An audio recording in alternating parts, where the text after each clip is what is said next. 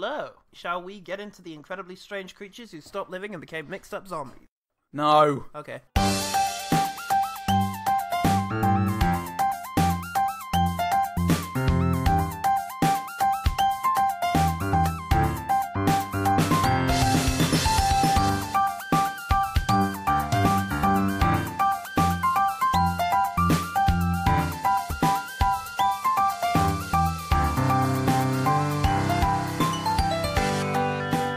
Hello and welcome to the podcast that stopped recording and became mixed up humanities graduates. I'm Paul Salt. I'm the Pied Piper of Love.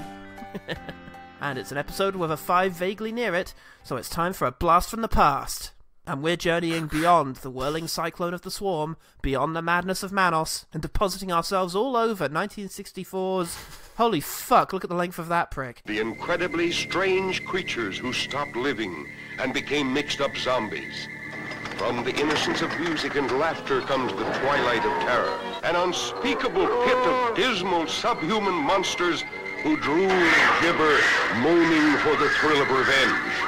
Incredible are the songs, the gaiety, the zombie stomp of those who will stop living, and then the mix-up, trickery, and the device to ruin. See the hunchback of the Midway fight a duel of death with the mixed-up zombies, turning men into monsters, twisted, tormented human vultures, yearning to kill. Incredible creatures clutching at the thin threads of their miserable lives. Human vultures, only the weird zombies remain. The incredibly strange creatures who stop... Yeah, it's Ray Dennis Steckler's The Incredibly Strange Creatures Who Stopped Living and Became Mixed Up Zombies, starring himself. Yeah. Under the pseudonym Cash Flag, which hopefully demonstrates some of the sheer utter absurdity of the man. Hopefully. Does it help if we tell you he looks remarkably like Nick Cage? It might do. It provided seconds of joy in this film. Yeah, not consecutive. Just spread over the film. No, chance to be a fine thing. The film was made for very little money in and around an amusement park that knew how to play ball, featuring a large number of musical acts by people who didn't know how to play anything. Mm-hmm. It was largely ignored by the world until it developed something of a cult following in the 90s, at which point some professional critics reviewed it with pithy summations like, "Sucks," from Stefan Big Ear Stephenson. Steffia Big Ear Stephenson, writing for SBS.is. None of those are real. None of that's a thing. Oh, that's his initials. I don't believe it. SBS.is. Oh. The IS stands for Is Sucks. Oh, okay. I actually did read that review this morning and went, oh, okay. I mean, that does sum up exactly how I felt about this film. It's not worth the fucking time. Spoilers, everyone.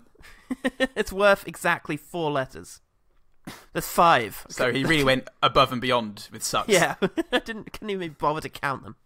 Audiences, however, have been more effusive in their disdain. 1S at Rotten Tomatoes says, "Oh God, why? The title looks like those kind of titles that look so bad and so weird that they sound good. But the movie is a piece of dog poop that was recorded, sent to a studio, and played in various cinemas. Oh, the 60s. Yeah, don't make them like that anymore. Recording, sending to studio, and playing in various cinemas. Not thanks to Netflix." Well, look, if the end result is the incredibly strange creatures who blah, blah, blah, blah, blah, then fine. I guess I'll take Roma. A Roma, more like. Am I right, fellas? Oh. Come on now. Come on. Come on. We're talking about Spunk or something. I don't know. Probably. You know what he's like. Yeah. The film does surprisingly include the work of 2 Hollywood legends. Assistant camera operator Laszlo Kovacs, who is a god of cinematography, having served as director of photography on Easy Rider, 5 Easy Pieces, and Miss Congeniality. Really got to stress assistant in this film, then. Oh, boy. It was like a coffee boy, more like.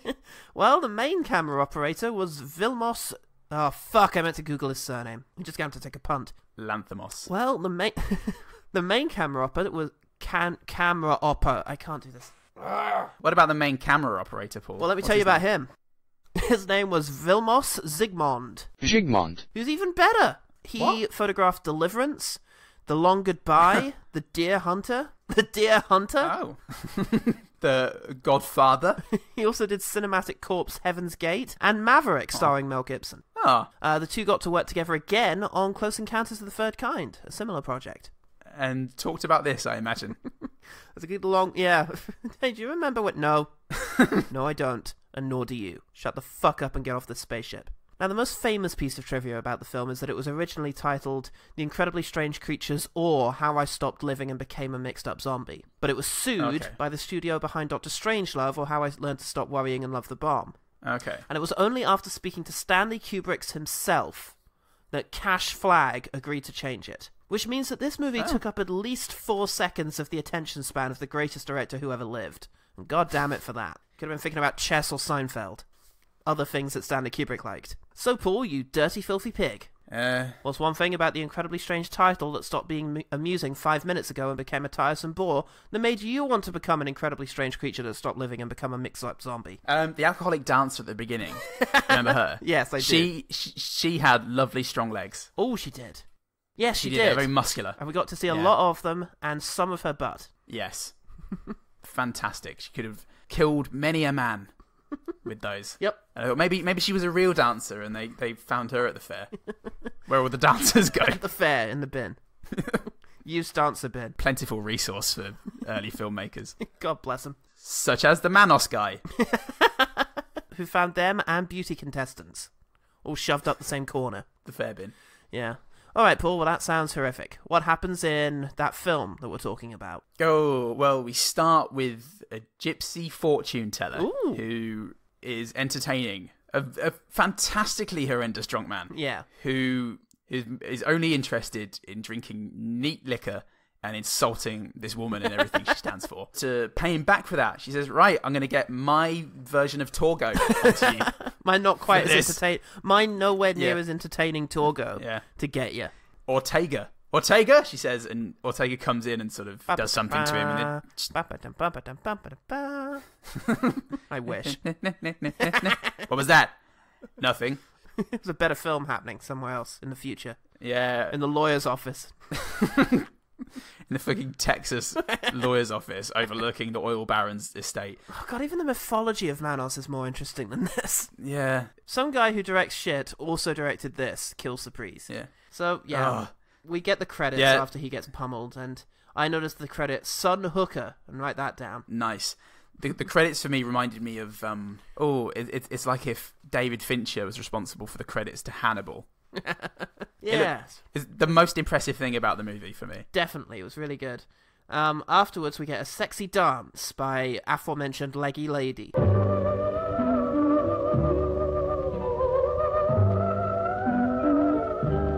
Who goes back to her dressing room to find that there's a cat who doesn't give a fuck about anything. Yeah. And that really upsets her. Yeah, no matter how softly the camera cuts to its adorable little face. Aww. No one believes her. She's got a drinking problem. The stage manager says, look, we can't keep doing this if you're going to be pissed up all the time. Dancers don't do that. She's like, look, I've seen your other acts. I really don't think it's gonna be too much of an issue. I've seen the compère at work. Fuck me, the compère. So good. Please sample all of it. My first night on the floor was a real spectacle. And that's the last time I'll drink before a performance. The manager wanted to fire me, but he's a friend of mine, so he wouldn't fire me. I talked him out of it. But my wife did say, now she's really something. If I didn't stop drinking, she was going to leave me. Boy, I'm sure going to miss her. But you know, with my wife, there are two sides to every argument. My wife's and her mother's. But they're really wonderful.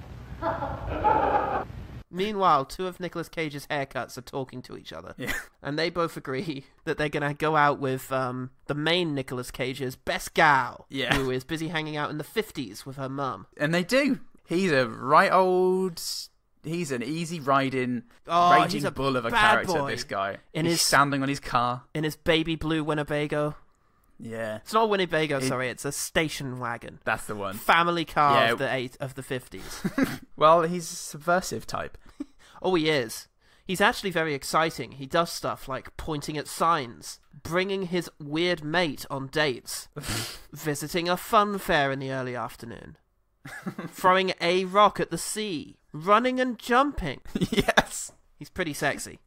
What a lovely little skip he does as he runs majestically across the beach. Like a gazelle. Anyway, happiness can't go forever, so they go to the fun fair. Yeah. And they go to the fortune teller, the one from the film. Well, they're not the first ones to go there, because meanwhile, back at the sex show, the chick is getting really worried about the cat she encountered, and so goes to visit the fortune teller. Fortune teller tells her she's going to die. She runs off screaming. We won't be seeing her again for a bit. Yeah. Then Nick Cage and his mates, girl mate and hair mate, show up, and his best gal and his best boy, and they cross her palm with silver. Yes, and I think about and they predict something for Jackie, and then they say that Nick Cage is unpredictable. Basically, they can't predict his future because some people are just like that, I guess. What do you want from me? I'm fucking working a fairground. This was after they spent up to 4 hours on the same roller coaster. Because we see them on the roller coaster during the day, and then we cut to sex show, and when we come back, they're still on the same fucking roller coaster, and it's night now. What, did Christopher Nolan direct this? Man, I'm sorry. One of the many details I'm sure I missed in my pure loathing for this film. The actress, the dancer, when she turns over the card, and she's like, "It's death, isn't it?" No, it's the Ace of Spades. We all saw it. There was a close-up. It's the Ace of Spades. Yeah. But the psychic... I knew it, she says, and then she runs off. Then she runs off. I'm going to be in Motorhead, and she runs away. It's good and bad. The friend has a line. Why didn't you come back some other time, Jerry? To which I write the line, "Shut up, friend. There's a reason you don't get to speak." Must be an actual real-life friend of Dennis Steckler. He's like, yeah, be in my film, whatever. So Dennis Watch Steckler... all my pornos. Do you mean Cash Flow, or whatever his fucking name is? Ricky Cash. Cash fuck. Nick Cage gets lured away. Yes, There's a bit... The fucking showman is like, "Okay, now let's get a glimpse of our main girl." And she comes out to no reaction whatsoever from anyone. Yeah, which is fantastic. Apart from Nick Cage, because they lock eyes and he is entranced by her gypsy ways. Holy I'm pretty fuck. sure that's a line from the film. If not... He says to his best gal, "Let's go in, let's see the show." And she's like, "I don't want to." And he's like, "Didn't we agree we were going to do things my way?" And she's like, "It's not that." And I'm like, "It probably should be." Yeah. That should probably As be a the heads point up, of Jackie. complaint here. But I thought we agreed that what I say goes. It's not that, Jerry. Didn't we agree that you're a bitch?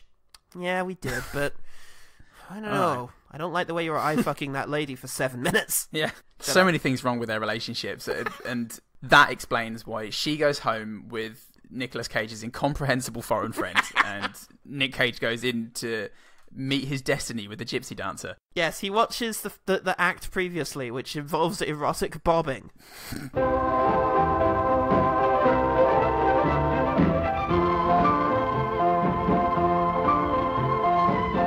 But it doesn't compare to the next performance, because when Carmelita, the gypsy dancer, comes out, the crowd go fucking wild in ADR. And now we give you our exotic, beautiful gypsy dancer, Carmelita.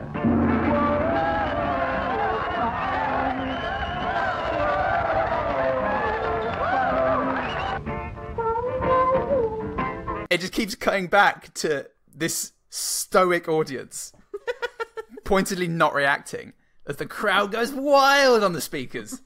Yeah. They're cheering and whooping with their mouths shut. It's amazing. It is fucking incredible. We do also get a cutaway of some weird moment, which I think pays off later, of one of the young sexy dancers being asked out by a 1940s gangster type in his 50s. It does, yes, and it's the best exchange ever. Great, where are we going? Oh, I thought we could spend a quiet little evening at your place. I could bring up a couple of steaks, and you could broil them. That's your idea of a big evening? I should slave over a hot stove cooking dinner for you? Why not? Hey, doll, how about you come to my place and cook up some steaks in your underpants? Oh, it sure sounds good. He's such a bad boy. Yeah, it does pay off, but only because he's there when literally she had dies. to. Yeah. Anyway. He gets a message from Lily von Stupp to say he wants to meet her in his dressing room. From a fucking creepy butler guy.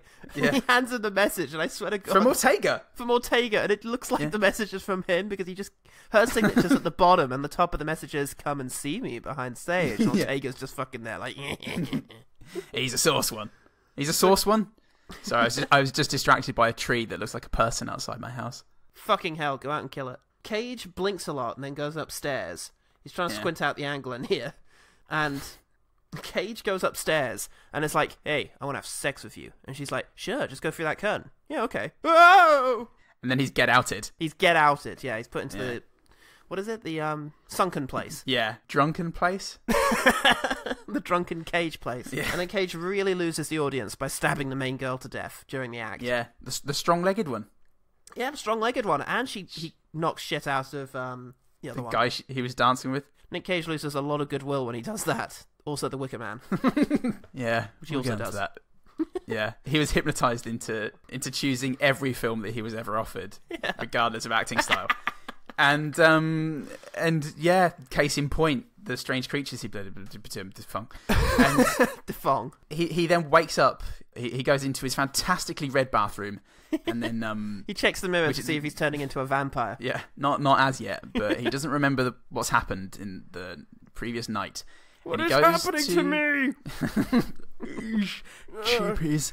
And then he goes to Jackie's house to figure out what happened. He asks the brother / other love interest who's there. It's like, where's 50's chick?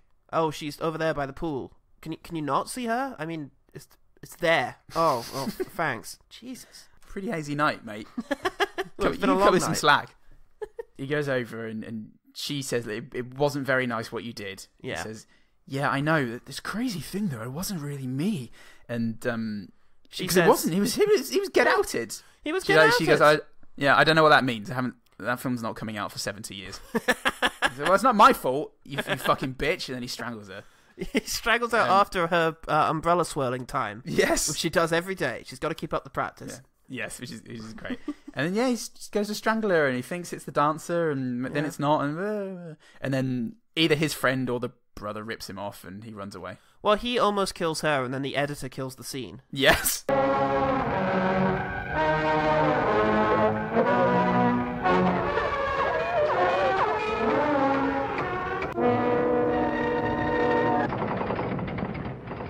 Whose real name was Marge? Was it Stronglegs? Because I've written down Marge, incredulously. Just Marge. Somebody's fucking name was Marge. Could have been the dancer. I think it was one of the sexy dancers. Oh. He then goes on a runner. He does a run. He does a runner and a wanna. And a wanna. And he runs around town, and then he cheers up a bit. And he manages to then spend some time walking around pleasantly. And then he walks past a 50s guy with a boombox. And then the news report says that they're still looking for the killer. We interrupt this program to bring you a special announcement. Police are still searching for the bizarre murderer of Marge Nielsen. Of Marge, that's how I found out Marge. Killer of Marge. Killer of Marge. Strong-legged Marge. of old Leggy Marge. Leggy Marge, as she was known. 23, Leggy Marge. Cage wanders back to the fucking carnival where they're still holding the show, like the next night. The body is still warm and on stage. They haven't cleaned it up yet. Well, they just had the compère come on and tell some of his fantastic jokes, and he quickly cheered everyone up. I love his jokes. It does take me a good 4 seconds, though, for them to really fully land with me, but then I laugh. Yeah. But then you laugh, and then you see the joy in his face, that validation, the people finally getting his jokes. I tell you what, though, the dancing's gotten a lot more erotic because they've moved from dipping to twisting. Oh, boy. Oh, that you said, little girl, where you been? You should have been home about a 10:30. She gets the sugar out of shade. She gets the sugar out of shade. She's so good, she does it quick. She gets the sugar out of shade. Fuck yeah. I don't remember that one. Well, they haven't all gotten the hang of it yet. One of the other fucking dancers goes to see the gypsy lady to ask some questions, and says at one stage, you're very suspicious. I'm suspicious of you. Anyway, I'm going to go isolate myself in a place off by my own. Bye, I've got a date with a weird 40s guy. Yeah. Then the fortune teller gets her Nick Cage beast to go and kill this woman. She knows too much. Yeah. Well, he comes in and it's like, I need answers. What have you done to me? Oh, I'll give you answers just through that door there. Oh, great. Oh, no! Fucking idiot.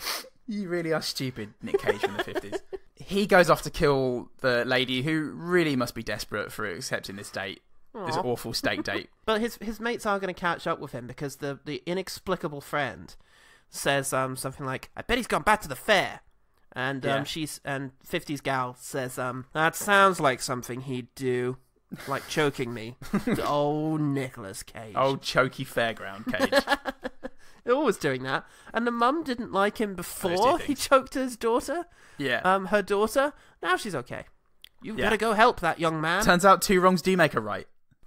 I admire him now. He did it great. Really put his back into it. Not many people would have the pure balls to do what they did to you.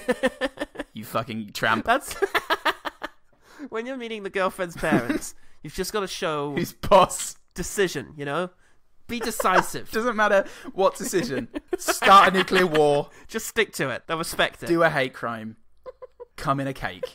Come in the cake. The cake. The one I made for you, my daughter's boyfriend. I like that young man. You get stuff done. He returns, right? He goes back to the fairground and becomes a zombie. He has poison splashed in his face, and that's how he becomes a zombie.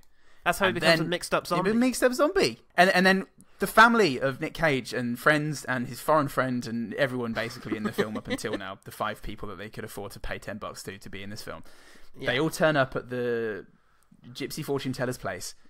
Yes, and after the zombies have quite correctly interrupted a really outdated African fucking pastiche stage show. The zombies are the PC brigade. They need to be They're stopped. the real heroes here. And they, and are they stopped? I forget. They're shot. A couple of them are shot. I don't know how they get rid of most of the zombies. The zombies kill the fortune teller and the weird dancer, the seductive dancer. They're dead. And Torgo is dead. Yes. So no. It's just zombies now, but they only chase Nicolas Cage onto the beach, where the young cop eventually shoots him after he's done writhing about a bit. After a 15-minute beach sequence. I had to shoot him. I was really sick of his shit. The scene wasn't going anywhere. I had to shoot him. Just scared. This is Doctor Who. I've been watching Doctor Who recently. Good stuff. Finally getting into it. Better than this. Oh, really? Oh, I should watch it then. Yeah, then he's dead, he falls in the water. And then he's not dead, he comes out the water. And then he is dead. It's the end. Then he isn't dead. Then he's dead. Yeah. Properly dead. Oh, no. Yeah, dead. Now dead. I mean, he's moving and blinking and breathing, but dead. Yeah. And then, it's just, he comes out of the water to die, like a seal would. Just so the camera can... The film, directed by Dennis Steckler, can have its last shot focusing on Dennis Steckler, the hero of this film, dying. You mean Cash Pile? Yeah. Cash plops, and it pans out with very dramatic hero music, very expertly cut into the credits music before the credits actually come up.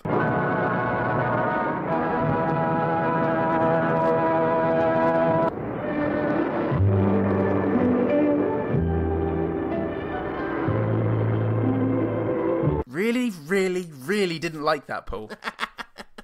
No, this was one of the more boring ones that we've ever had to watch. It's so fucking boring. I mean, the plot of this could be a legit 90-minute film. Sure. It didn't need the 15 discrete musical numbers to fucking fill up 40 minutes of it. It's because there were no characters. Shit musical numbers from Pluto Nash. There were no characters to interact with each other. No.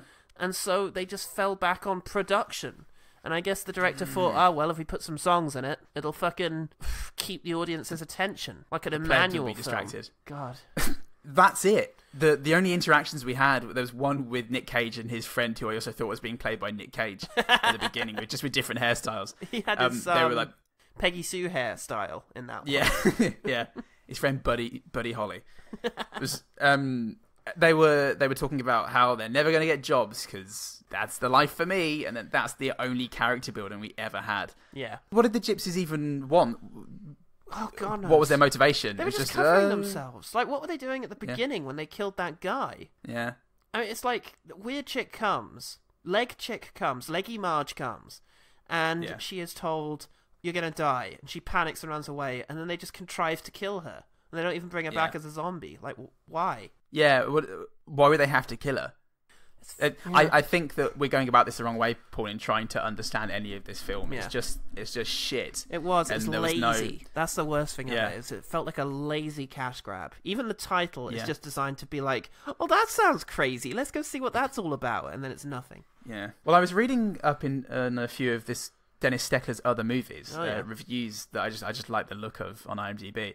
And it seems that he cannibalizes a lot of his previous films, puts them together in very abstract ways, and just re-releases them. Well, yes, he retitled this about 50 times, which is fucking amazing. You've got to imagine, 1972, you go into a cinema like, oh, let's see what this one's about. hang on a minute. I recognise Nicolas fucking Cage. You've had me again.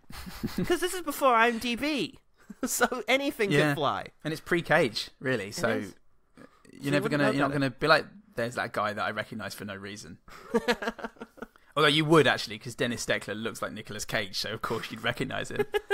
He's a very extraordinarily shaped man. It's yes, and that translates into the film because it's very poorly directed.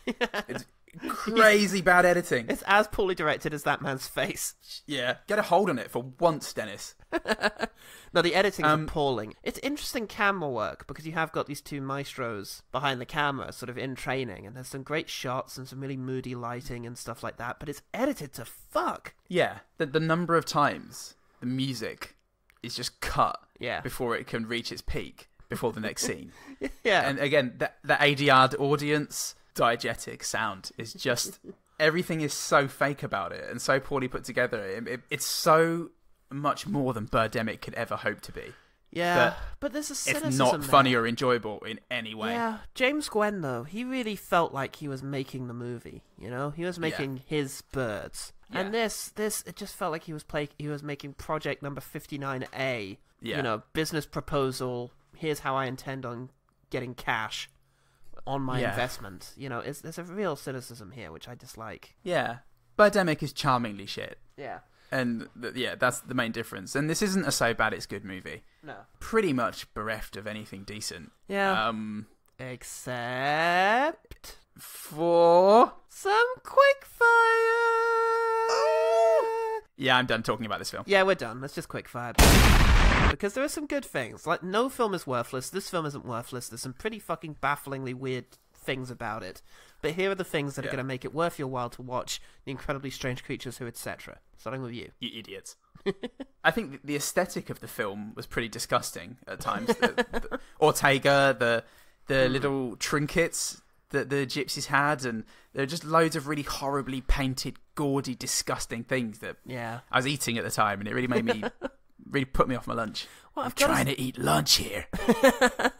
I've got to say, the quality of the film really has an impact. Because I remember watching Manos, the Hands of Fate, and we were watching a miraculously somehow HD copy, in which things really did look crisp and clean. Like, the memory of Torgo staring at the wife, it still haunts me now. It was so crisp and clear. It could have been directed by Christopher Nolan last year. It's that good. In IMAX. It was fucking eerie. Our copy looked like garbage.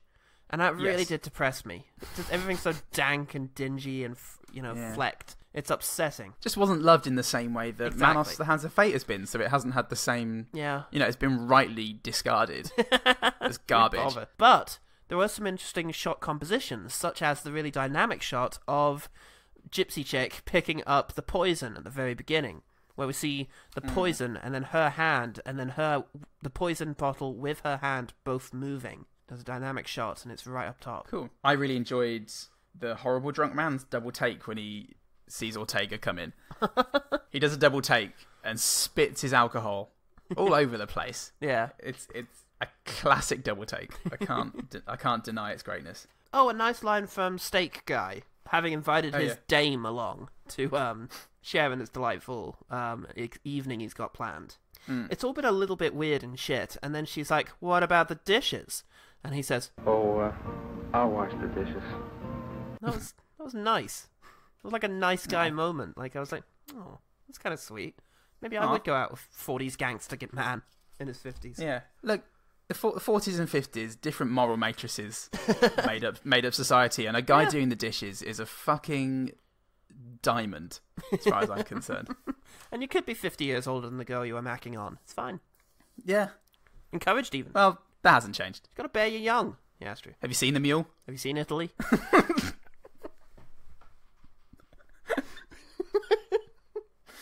We're going to hell. What a great moment. I really enjoyed it when, quote-unquote, Marge is her real name. Leggy Marge. Freaks out over the cat, and she just goes, just get it out of here! And then it cuts to the cutest close-up of this cat. Cutest, but also just not giving a fuck cat. Yeah. Aww. Cat. You're weird, Marge. Oh, she's superstitious. Oh, I really fucking loved some of the hype man's bits contrasted with the actual act. There's a moment where it's something like, and now it's time for Susie with the golden voice, and she comes on, and it's like, ba-da-da-da-da-da-da-ba-cha-cha-cha. And now we give you the girl with the golden voice, Miss Terry Randall.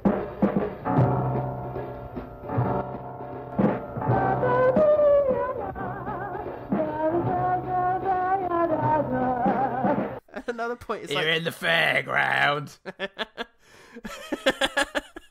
At another point, it's like, come and see her dance that only she can do. And it's literally just walking up and down stage, taking her clothes off. Da-da-da-da. Hey! Da-da-da-da. Hey! Yeah. There you go, look. Here's me tits. Yeah. My God, yeah, that was fantastic. Okay, now I'm going to put them away. Hope you like that. They bloody did. Couldn't you hear them?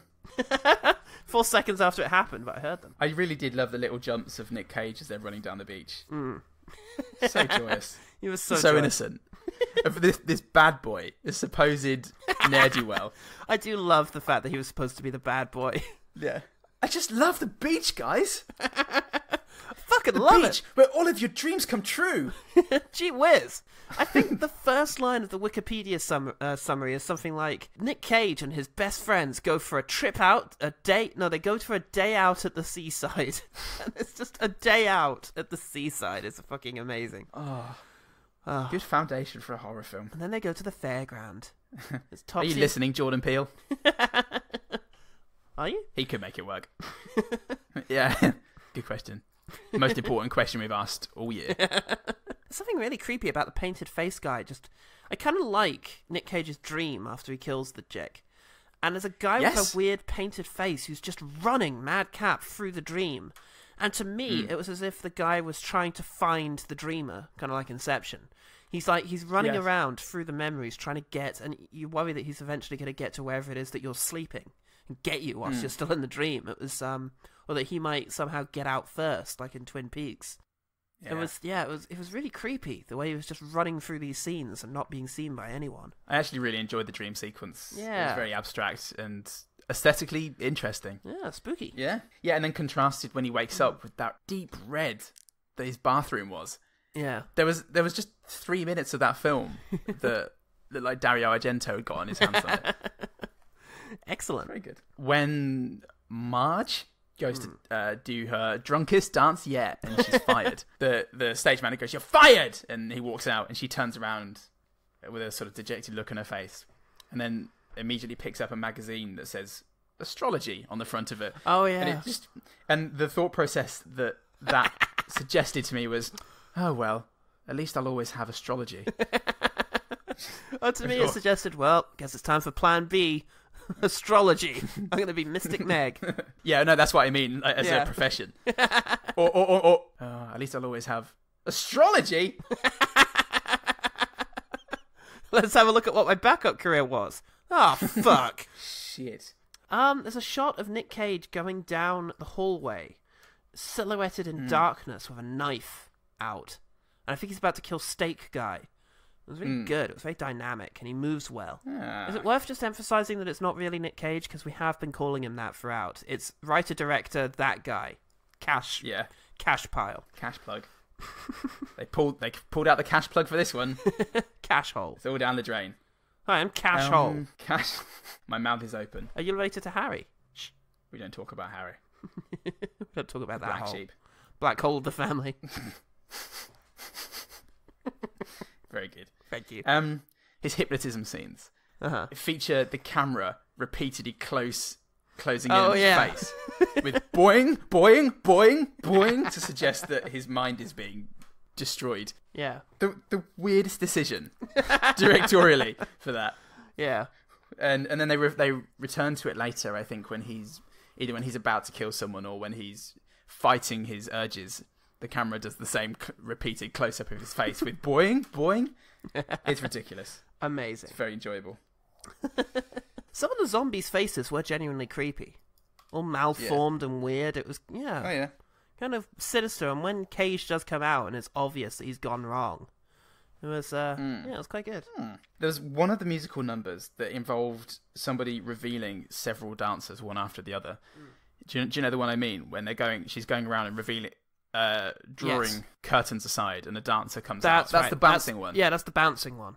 Yeah, and they're all quite feisty when they're entering in their bouncy ways, and one of them enters as she's just open mouth chewing gum. That was a thing. The director got them all to chew gum to distract from the fact that they didn't know how to dance, which is an incredibly naive thing. It says so in the IMDb trivia, and it's like, what? They thought that would distract. Like, fuck, she really doesn't know where to put her feet, but still, like, chewing. Well, it did distract me because I was charmed by one of them who was so messily chewing her gum as she entered the scene. But to be fair, that's the only bit of the dance scene that I paid attention to. After they all came in, and I realised that was not where it was going to end, I then stopped paying attention to that scene. Well, I can assure you that there was much more bopping. Oh no, I missed that. All right, my last good thing is there's a shot of him at the very end when he's running madcap amongst the rocks and the waves as they crash all about him, and it's goes on way too long. By which I mean 7 minutes or so. Yes, but it is quite dynamic. The violence of the ocean around him. They found a good time and place to do it because it was very dramatic. They did. Yes. Yeah. Good scenery. Shame about everything else. Shame about the face. Heard that way too often. We have one last joint good thing, and it's the best part of the film for both of us, I think, which is that we both really enjoyed the opening credits to the film. It's a weird drawing of a face, which then gets more and more haggard and detailed as the credits go on, until eventually there's a crash zoom on its left eye, which then fills with blood that starts pouring, and then we cut away to the action. And that was very sinister. It was like a David Lynch animation. If you look at his early films, like Six Men Getting Sick 6 Times, or The Alphabet, you see there's a lot of animation in early Lynch. And it was something. It was like something out of that. It was very eerie. Yeah, it reminded me of very abstract credit sequences that I've seen in the past. And I do also thought a lot of the David Fincher Go with the Dragon tattoo for the same sort of textured credit sequence. There was just a lot of good there. It felt like something from a film that had a much better aesthetic taste. Had a much better film around it. Yeah, on the end of it. Yeah. on the shitty end, definitely. Well, that's pretty much all we have to say about the incredibly strange creatures of blah, blah, blah, blah. Did we remember to ask the OG team? Well, when I was thinking about the OG team, I just thought that no one would have seen it, and I forgot. There. Sorry about that, everyone. We'll remember for next week, maybe. Meanwhile, I guess I'll talk about my one better thing. The one better thing. Now, the thing about my one better thing is I am absolutely sure I've talked about it on this show before, but I checked the spreadsheet, and it wasn't on there. Do you remember me talking about Carnival of Souls? No. Maybe. But it might have been it might have been in passing and not the main. Yeah, it must have been because it's not on the spreadsheet. I did think about Toby Hooper's The Funhouse, but I couldn't remember if that's any good, and reviews imply that it is not.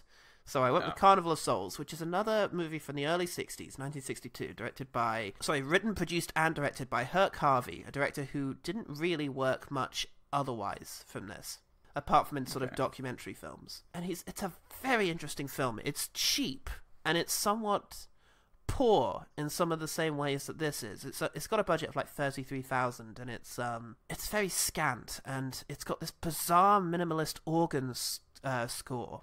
And there's something about it that just works so brilliantly well. It's very well regarded as a horror film. It's been cited by people like David Lynch and George A. Romero as a real influence on their work.